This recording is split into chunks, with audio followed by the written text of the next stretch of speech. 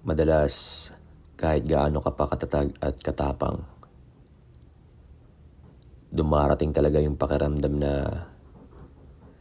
tila ang hirap na gumapang.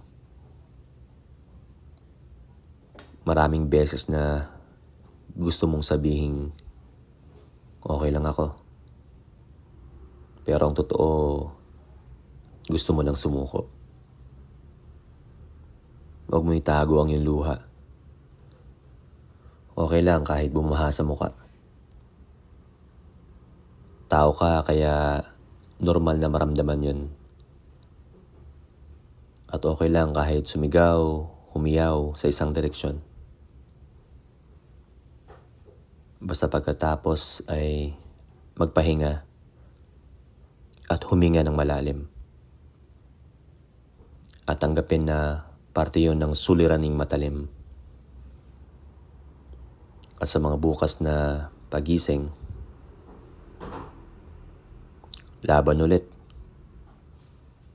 At harapin ito ng mas magaling. Ang mundo ay hindi patas sa ating buhay.